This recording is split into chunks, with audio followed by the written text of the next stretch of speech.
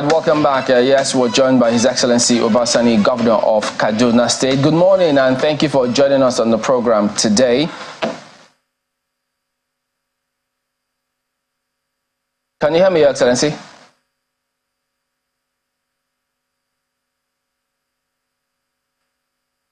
Okay, I think it's the signal is frozen, but we'll just adjust that and get it back. Okay, I believe we do have him. Good morning, Your Excellency. Can you hear me now? Good morning. Okay, so quite a number of issues. Yes, you had meetings with Labour, TUC yesterday about this fuel subsidy, but let me just backtrack a little bit because, I mean, we haven't spoken with you ever since you got sworn in. So at that inauguration speech of yours, some comments which you made were very instructive. So let me pick up with this one where you were speaking about how your government will be a government for all. Whether or not they voted for you, you will ensure that things go all right. So, yes, that's the quote right there. It says, quote, "My government will be the government of all, whether you voted for me or not. I have a responsibility towards you. I will be fair to all. I therefore urge you all to join me so that together we can take our dear state to a higher level." A rallying call of sort. Why did you think this was important in the first place, and how are the people responding to this?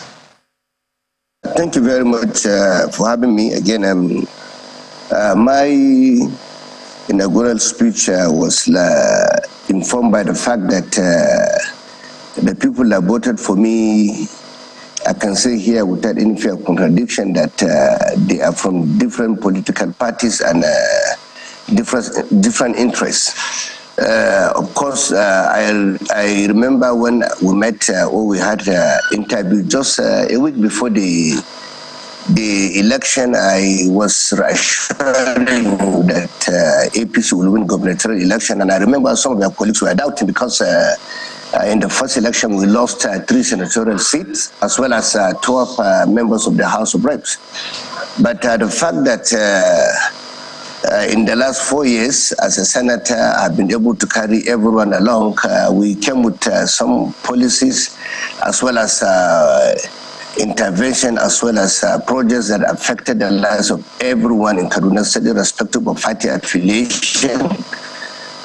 That was the reason why they came out in mass and voted for me, irrespective of their party. As well as religious differences. So because of that, that was why I was assuring them that by the grace of God, we'll carry everyone along. And I'm happy that so far so good, I've been able to be meeting with different groups, even those in APC and other political parties, and as well as other interest groups. So that was the reason why I assured them during my inaugural speech. And I have no doubt in my mind, all of them will give me the support and will carry them along. We will involve them in our government, because I was telling them that politics is over. Now it's about governance, and governance is something that we took the oath to be fair and just to everyone, irrespective of party differences. So for that reason, we'll try to move Kaduna a step forward, and I'll come with some programs that everyone will benefit in Kaduna State. That was what informed my inaugural speech. You also made reference to state police, how efforts will be made to ensure that that comes to fruition. Well, you know that this has got to also involve federal lawmakers and the state as well. What's the thinking behind this? How do you plan to actualize that? Thank you very much. You could recall that I was the senator that actually sponsored the creation of state police in the National Assembly. Of course, we took the bill up to the level of conference committee when we are working toward amending the Constitution. And of course, the Senate agreed and supported my bill for the creation of state police. But when we had the conference committee with the House of Reps, unfortunately, we lost it at that stage when we voted 19 to 21. But I believe, as a senator, that there is no way we can resolve or solve the problem of insecurity in our country without the creation of state police. Because when you look at the arrangement of the security in Nigeria, state governors have limited powers in the affairs of the security agencies in our own country. And as a senator, we've done a lot in trying to support all the relevant government security agencies. But unfortunately, we supported the Army, the police, the Air Force, the Navy, even the DSS. But we have not been able to achieve a lot because we realize that state governors have limited power and we are liking the boots. Even the number of security agents we have in Nigeria, when you look at the number of police we have, the Army, the Air Force, I don't think we have enough boots on ground. And that is the reason why we believe we need to create state police. And I was happy as just before the election, virtually all the state governors in Nigeria came together and agreed that the way forward is the creation of state police. But unfortunately, at the time I sponsored the bill, many states, particularly in northern Nigeria, with the exception of Kaduna State, opposed the creation of state police. But somewhere in the line, they realized that no state government can be able to function effectively without the creation of state police. And that is the reason why we have been facing this problem. But I believe the 10th Assembly will definitely bring the issue of state police back into the conversation, because that is something that is very important, and that is something that is really necessary at this critical time. So that was the reason why in my inaugural speech I made it clear that even as a governor, I'll continue to support the National Assembly, the 10th Assembly, to ensure that we continue with the battle for the creation of state police, because that is the only way forward. We have done a lot in supporting security agencies. Even that was the reason why I also sponsored the amendment of the Firearms Act to see if we can be able to have some control on of the proliferation of illegal firearms in Nigeria, because that was also something that was very disturbing when you look at the report of the United Nations Center for Disarmament in Africa, when they came with the report that about 500 million illegal firearms in circulation in West Africa, but about 250 million are domiciled in Nigeria. And that was the reason why I realized that we need to strengthen some of the institutions, amend our laws, so that it will be in line with the global best practice. And I still believe the members of the National Assembly, the 10th Assembly in particular, have a lot to do in looking at those relevant laws. Number one, the creation of state police. Number two, to fast-track the amendment of Firearms Act. I also have no doubt in my mind these are things that must be brought if we really want to tackle the problem of insecurity in our own country. So I imagine that one of the things, and maybe that's why perhaps it got an early mention in your speech, and one of the things that you immediately thought you might need to tackle will be the issue of security in Kaduna State. But it does appear that at the federal level, almost all state governors have been torpedoed into, quickly addressing the problem of either minimum wage or, fuel subsidy and how it affects workers in their state. How are you handling this announcement by the president and the actions that have, followed from his speech as a result of what he said?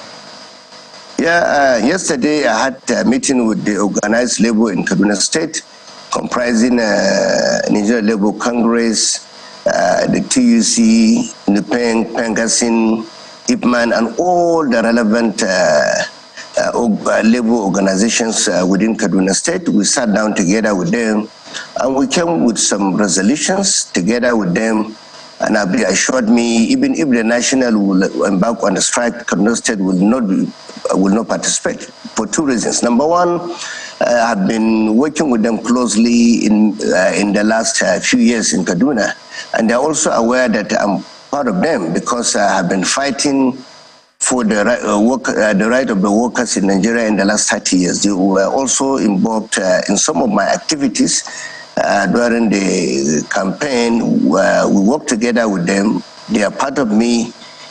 In fact, the Labour in Kaduna State believe this is their own government, this current government, because for the first time, they are working with someone that have been involved in the fight for the right of the workers in Nigeria in the last 3 decades, and they are also aware that they were with me when I was fighting for the enthronement of democracy in Nigeria, we fought together with them. And that is the reason why they have confidence in me, they believe in me. We sat down yesterday, we formed a committee together with the organized labor and some members of the government, headed by the Deputy Governor, Her Excellency Dr. Balarabe, and we ended the meeting in a very good atmosphere, and I have no doubt in my mind we will implement what we have agreed. And the essence of the meeting is to fashion out some palliatives together with them that will cushion the effect of the fuel subsidy. We all agree with them that it's necessary, and I also inform them, because what we need now is educating our people on the reason why the government have to remove the subsidy.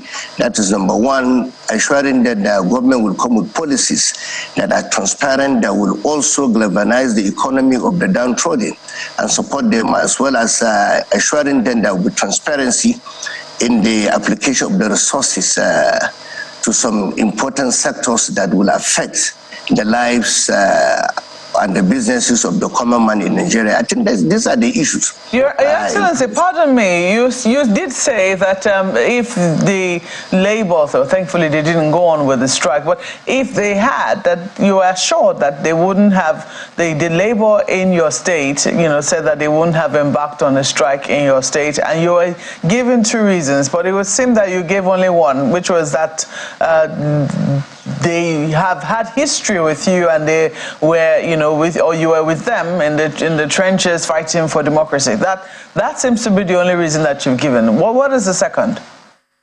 Put them together. The second reason is simply because what Labour really wants, as one who have been involved in the Labour's affairs in 30 years, they want transparency in the application of the resources. You see, they also believe in us, that the government left with no option than to remove the fuel subsidy. They are also aware that only few Nigerians have benefited in the last few decades. When you are talking about removal of fuel subsidy, they are also aware that some sectors that are very crucial, like agriculture, like healthcare, like education, even defense and security generally have suffered because of the lack of budgetary allocation.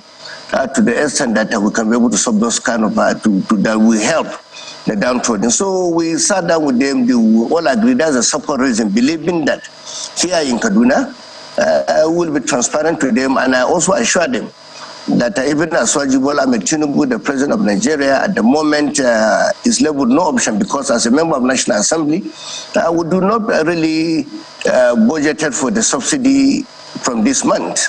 And to think about subsidy, we have to go back and think about supplementary budget. So it's about educating them, it's about carrying them along, it's about telling them the truth. And that is, I think, the most important thing. Beyond the workers, Your Excellency, beyond the workers who, of course, will be largely affected, but at least they are guaranteed a pay at the end of the day, how do you intend to affect the lives of other vulnerable people who are not government workers in Kaduna State? That is why the organized labor, like they know, they are not only representing the workers in Kaduna State, only we are talking about the combination of 9 different groups, including even the civil society organization who represent the interests of the common man. We have different interest group, like I mentioned. All my life I've been a civil rights activist. We work closely with youth organizations, civil rights organizations, and a lot of non-governmental organizations who represent the larger interests of the society within our state. And workers constitute about 10% of the population here, or less.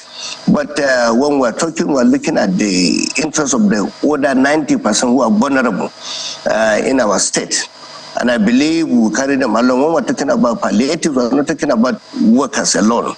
We're talking about the vulnerable people in our own society, in our own state, that constitute the majority. So that is what we're working on. And the reason why we put the label and other groups, particularly the civil rights organizations, other interest groups, women groups, youth groups, disabled, and many other groups, it's simply because we believe they are representing the larger society.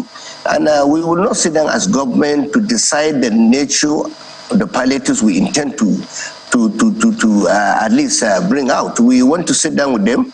They will advise us. They will be part of the committee. We'll work together with them. They are close to the people at the downtrodden, and they will be the one to tell us this is what they feel will be more effective, and they will be involved in the distribution of the palliatives because they are the people that are close to the people.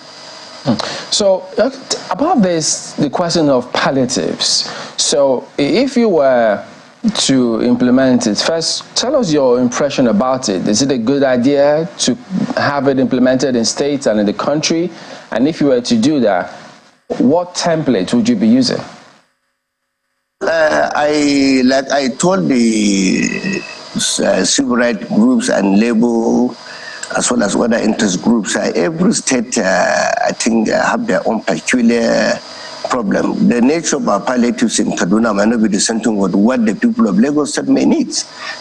We are different because the level of poverty in some states is different from other states. It depends on what is the major problem the downtrodden are facing in a particular state. So I don't believe we should have the same templates. Even 2 days ago, I had a conversation with Mr. President when I visited him, and we discussed along this line, simply because Mr. President is aware that I've also been involved in this struggle, and I reminded him that both of us were involved in the fight for the enthronement of democracy 3 decades ago.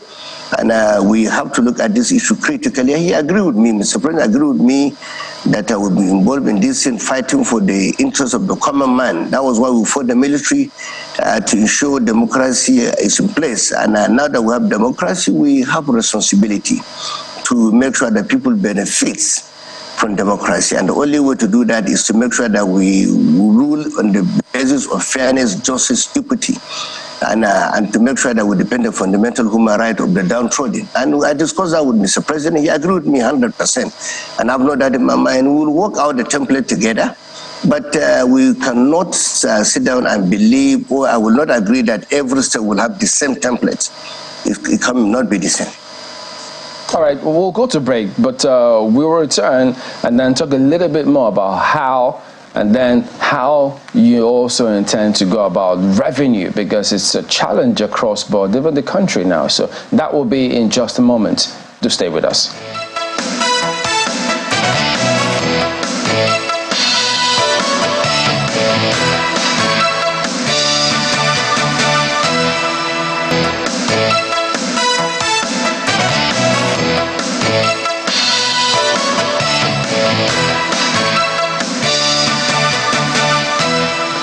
Welcome back to Sunrise Daily. We are with His Excellency Senator Gov Sani, Governor of Kaduna State, talking about his plans, and then subsidy, how he intends to ensure that labor in Kaduna don't go on planned protests or strike, should the national body call it.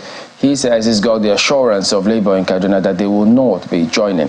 But Your Excellency, in part of your speech, you also did say that your administration intends to expand and build infrastructure, ensure private sector participates, and across board things go right. And we know that different states have talked about funding, that's a huge challenge for them, because for those who, even though they get from federation account, usually dwindles depending on the vagaries of the oil sector. What is the thinking? What's your plan to first increase your IGR, get revenue to run the affairs of the state? Thank you very much.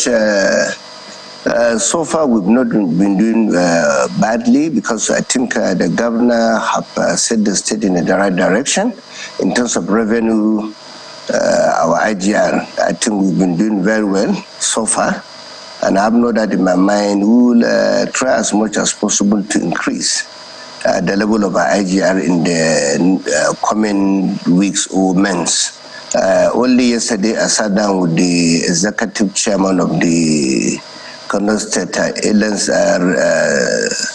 Revenue Commission, and he sat down with me with members of his own team. We look at our revenue drive, and he gave me the assurance that we can be able to improve the level at we are right now, and I have no doubt in my mind we will do our best. But in terms of trying to focus in improving our infrastructural standard in Kaduna State. We've done extremely well in terms of metropolitan urban renewal drive by His Excellency Governor Nasir Ahmed El-Rufai, the former governor. He has done extremely well, but in my own manifesto, I made it clear that I'm going to focus on the rural infrastructure. And so far, so good. We have sat down with the local government chairmen, and the only way to go about this, not only Kaduna State, at the state level that we need to do that, but I'm trying to change the focus of our local government, because Kaduna State governor and Kaduna State in particular have been able to allow the local government to spend their money without any interference. But we sat down with them yesterday, and I encourage them to focus on infrastructural development too at the local government level. We'll also support them. We'll do our best as a state government, which I have no doubt in my mind, working together, we can be able to improve the level of infrastructure at the local government level. We have our targets. We want to improve our primary health care. We also want to construct very critical roads at the local government level, some very important local governments, which we have already earmarked. So we have no doubt in my mind, we will be able to achieve our target, which we set during the campaign. Not only infrastructure, we are looking at education, we are looking at also supporting our youths and women, because as you are aware, we have some programs to support the women and youth. We have an agency called CASTEP, where we will try as much as possible to encourage vocational training and support the people that have got the training there, because we believe we have to support small businesses. We also have to support our farmers in terms of agricultural development in Kaduna State. So we have a lot of things we intend to do, not only infrastructure. And of course, we are only 1 week in government. Of course, that cannot be done just overnight. We have the program, we have the ideas, and I have no doubt in my mind the people of Kaduna State will give me the support to be able to actualize what we plan to do for them. Excellency, some takeaways from your inaugural speech also. You talk about how you would collaborate with other state governors where security is concerned, and you also talk about deploying security technology. But if you look at in line with that, if you look at the Northwest, which has been ravaged by banditry, there has been concern about the migration of bandits, from the forests of Katsina to Zamfara and even into Kaduna. So what form will your collaboration take with, neighboring governors, to tackle banditry? I think we made it clear, even when I was in the Senate, we made it clear that the approach by some state governors was extremely wrong.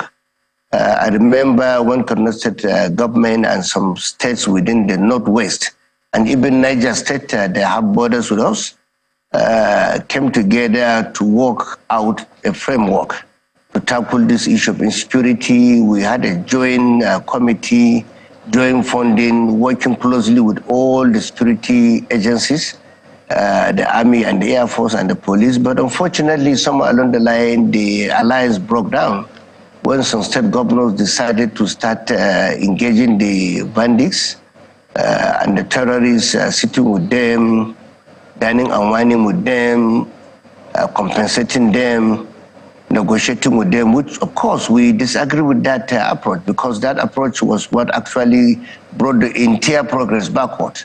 And of course, at that time, that was why the entire alliance broke down. But only 2 weeks ago, I invited all the governors from the Northwest to Kaduna State Liaison Office in Abuja. I hosted them, irrespective of our party differences. They all came and we sat down together with them, and we also came out with a kind of a policy framework to tackle the problem of insecurity. And we agreed that we have to have a common approach to the issue, and we have to move away from the mistakes made by some previous governors that have decided to compromise the operation in the past when they started giving money to the bandits, negotiating with them. But right now, it is clear that the current governors, we all agree that we're going to work together, not only the Northwest, but we're all going to reach out even to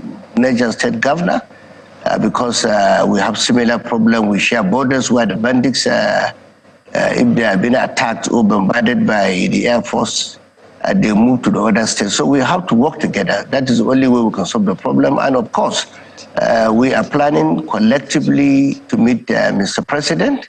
I also met him in one of my conversations with him. He agreed that I should bring the governors from the zone to meet with him on the issue of insecurity. So we have to go together with common agenda, common plan, and common operation. That's the only way we can be able to solve the problem. Of course, we are working together, and I will all assure each other that we have no option than to work together. That's the only way we can be able to fight the bandits as well as end the problem of insecurity in our own zone and our states. It is expected that that unity of purpose will produce results. Still on your speech, Your Excellency, I note that you also said there is no settler-indigene dichotomy in Kaduna. And now some in Kaduna, particularly from the southern part of the state, would see that with some form of skepticism. And, there's evidence, from the last administration to that effect, where the industry senatorial district was viewed with some form of suspicion to a large extent. So what exactly, give us specifics now, will you be doing to ensure that, every part of the country, including that part of the state rather, has a sense of belonging in terms of development? Yeah, let me correct the impression that because I was part and parcel of most of the policies by previous administration, if you could recall, I was the special advisor, political and intergovernmental relations to Governor El-Rufai between 2015 to 2019. We worked together, and between 2019 and 2023, I participated in most of the decision. But I can assure you, when we are talking about projects, the urban renewal project centers around metropolitan local governments within Kaduna State. Fortunately or unfortunately, when you look at metropolitan local governments in Kaduna State, most of them domicile in central zone that I represented in the Senate. When you look at the zone 1 that comprises Zaria, Sabangali, Makarpi, Soba, some other Ikara, they are in zone 1. When you look at zone 3, you are talking about Kapanchan, Kachia, Jaba, Zangwan, Katab. So when you look at those kind of arrangement, you will agree with me that central zone benefited more than other zone, benefited more than zone 3 as well as more than zone 1. But the reason why both zones have to agree with the fact that urban renewal centers around metropolitan local government, that is the entire program. But if you look at zone 3, some local government benefited, like Jama local government also benefited tremendously. And you look at our local government benefited, you look at Kachia local government also benefited. So some local government, even within zone 3, benefited. And when you look at zone 1, Zaria benefited, Sabangari benefited. So largely, zone 1 and zone 3 have only about 2 or 3 local governments within the urban renewal program, but central zone have about 5 local governments, thereabout, or 4 that benefited.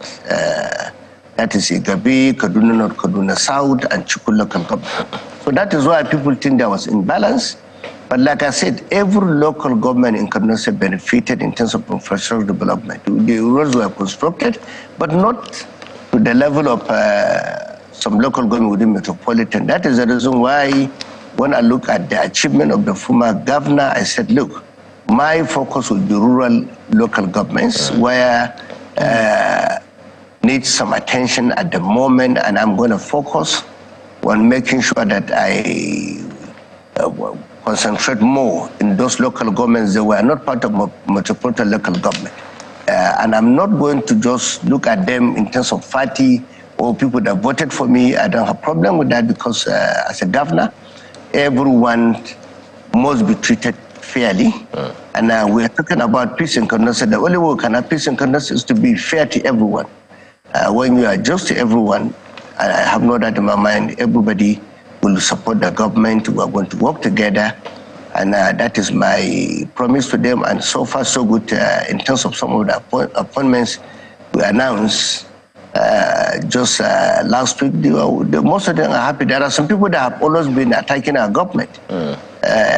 From Southern Kaduna, like Dr. Dompulani John, who was, and many other people. Today, they are part of our government. I appointed them to work together with us because they supported me during the election even. And some that did not even support me, I was able to appoint them. The reason is simply because we want to carry everyone along. Kaduna is our own state. Like I said, when I'm talking about settler dichotomy, an indigenous settler dichotomy, because in Kaduna State, our state assembly a few years ago, under the leadership of Governor Erufai, abolished the dichotomy of indigenous settler. In Kaduna State, everyone, whether you're from Anambra, you're from Imo, you're from Oyo State, or you're even from Yobe State, as long as you live in Kaduna, you pay a tax, you can aspire to be anything. You will have the benefit. You go to school with everyone, and the state government will look at you and support you like any other person. So we don't have any dichotomy in Kaduna State. Everyone is the same because our state is cosmopolitan. If you come to Kaduna State, particularly the central zone that I represented the last 4 years, come to Kaduna North and Kaduna South, you will agree with me that a lot of people who are from the southeast have most of the major businesses, even here. Yeah, Your Excellency, my apologies for butting in. It's very cheering, listening to what you're saying. Very, very cheering indeed. My colleagues would bear witness when I say this, that the moment you mentioned that you're going to focus on rural areas, I was very, very glad, because for me it would seem like all through our country, most of the time, those are the people that are most neglected. And as you also said in your speech, security or insecurity is local and has to have local solutions, ultimately. You've spoken a lot about security, but there is a nexus between insecurity, human capital development, and poverty, and you've spoken to that in some ways. But to focus on the rural areas, just as you have mentioned, what's the specific plan? I know that, the Kaduna State government has a fairly active local government system and all, but what are the specific plans and what collaborations, whether with the federal government or foreign organizations, will help to develop the human capital index in the rural areas in Kaduna State and consequently bring down the poverty figures, particularly in the rural areas, with the whole idea of forestalling insecurity? Yes, thank you very much. When I'm talking about the rural development, I'm talking about the human capital as generally. And when you look at human capital, we divide it into three. We're talking about education, but when we talk about education, we are not looking at people going to university to have degrees, to have masters, to have PhDs. We are shifting from that. When we look at our rural areas, we have people that are extremely gifted, who are really, really hardworking, but the only thing we have to also focus on vocational education, where we also have to support people in terms of skill acquisition. That is the only way we can be able to reduce the problem of unemployment in terms of human capital development. When you say education, people talk about supporting people to go to university, have masters, but we are not there yet. In some local governments, we have people that are extremely very hardworking. We want to also upscale our support for vocational education, skill acquisition, where I know that teaming youths. For instance, we've done a lot in metropolitan urban renewal project. But when you look at what is happening at the moment, we are lacking the manpower. Most of the people that are in Kaduna today working in most of these major projects we are doing in Kaduna State. You can go to see who are the plumbers, who are these doing POP, the people doing most of these little jobs. Most of them are not from Kaduna State. So we need to, we have deficit in terms of that. Okay. That is the reason when you go to rural local government, we support people in terms of vocational and skill acquisition. That is one. Number two, we have custom, like I said, we are working with the local governments to make sure that we support the local entrepreneurs, the women, the youths, as well as our farmers. Our farmers are very hardworking, but I believe at the moment, because of the crisis we had in the past, the COVID-19 pandemic, that wiped away the middle class, affected our farmers, the insecurity that also affected our farmers. They have not been farming for a long time. Today, the problem is really escalating. We need to also look at that. That's the only way we can be able to bring back the glory of our rural communities and local governments. I'm definitely looking forward to that, Your Excellency. I'm definitely looking forward to that, and we'll most certainly celebrate with you. But you know, Chamberlain, my colleague, before coming to Lagos, talked about revenue generation. And even before he mentioned it, I was checking the mineral resources or mineral deposits in Kaduna State. And on the website of the Kaduna State government, I have 30 mineral resources listed. And from what we all know, unless there's collaboration with the federal government, it's just going to remain under there. And not doing it right also puts the lives of the people in the rural areas in jeopardy. What's the plan to ensure that the state government gets accruable resources from those mineral resources in partnership with the federal government, since, of course, states can now, one way or the other, have licenses, and at the same time protect the people in the communities where these mineral resources are located? So far, I can tell you it's work in progress. If you attended our last investment summit in Kaduna, we talked about the mineral resources we have discovered in Kaduna State. Lithium is leading at the moment in Kaduna State, and we have already been to the federal government, as you are aware of the law. That's to do with mining in particular. Of course, a lot of people have come to meet our government. We own the land, as you're aware. The federal government still give the license, but the truth of the matter is we have to work together and collaborate, and that is why we have open conversation with the government at the federal level, and of course, looking at what is happening and considering the recent amendment of the Constitution, where federal government have been able to give state governments more control in terms of many areas that has to do with the economy. I will also try as much as possible to escalate on that conversation and discussion with the government, and I can assure you in the next few weeks we'll be able to come out with the position on that. But so far so good. We have been having conversation, and the last government of Governor Erufai have done extremely well along that line. They have discussed with the major investors. We have also been talking with the communities involved, and to find way of carrying them along, making sure that they are also part of the conversation. We educate them on the need to cooperate with the government so that they can benefit. Because they have seen what we've done in Chuku local government, where we brought Olam, and the community in particular have benefited, because a lot of people have gotten jobs, and they're also benefiting. When we brought the OCP fertilizer of Morocco, the community have seen what we've done.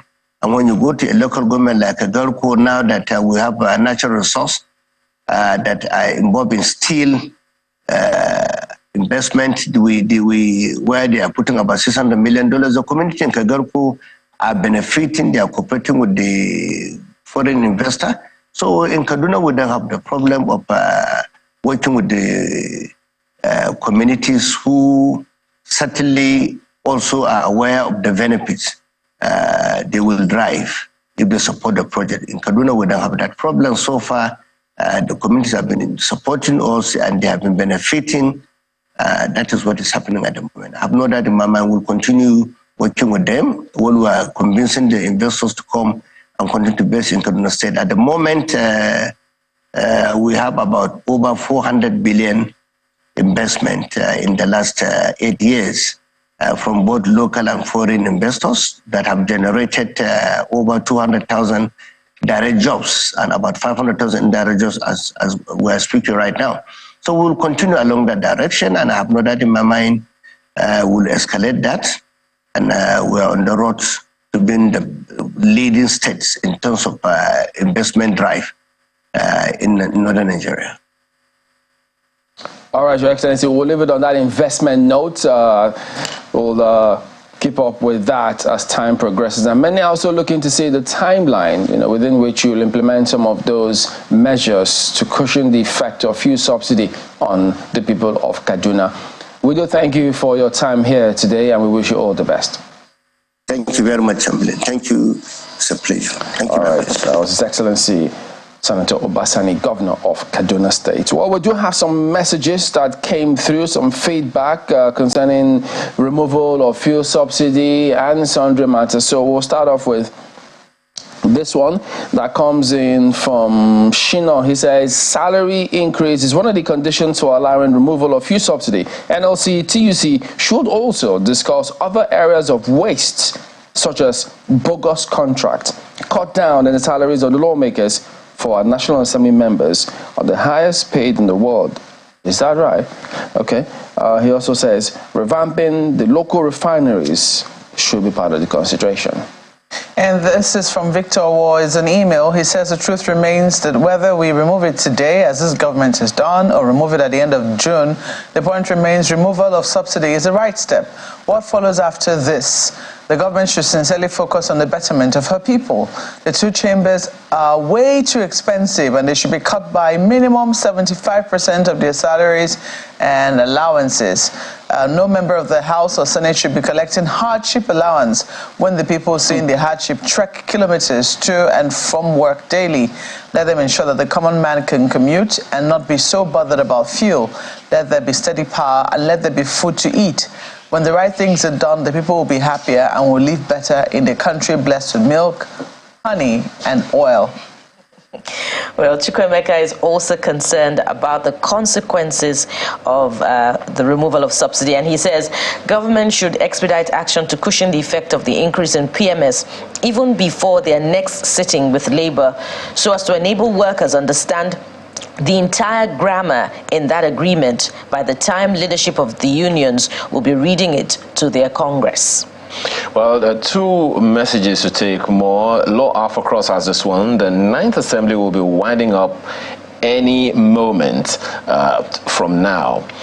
He says further, history will have it that it rationalized, approved, and justified every request from government to borrow and borrow, hence this huge debt overhang. There's this interesting one from Captain Sahid Shehu, who retired, who says, Group Captain, beg your pardon, says, while noting the efforts demonstrated in counterterrorism and the state-of-the-art facilities at the two facilities, President Tinubu highlighted the importance of backing such efforts with knowledge. He actually emphasized knowledge. It is deliberate. That is to say, it's not the state-of-the-art building that gathers, analyzes, and utilizes intelligence, but rather the quality of the people in the building, human capital. That's what we started with. Seems a good place to end it as well. Amaya Makinde, have a wonderful rest of your day. Very true. People make up institutions, so people must build those institutions. Thank you for sharing your morning with us. I am Bukola Koka. Thank you. I'm Maokbe Ogun Yusuf. And I am Chamberlain Oso. Goodbye.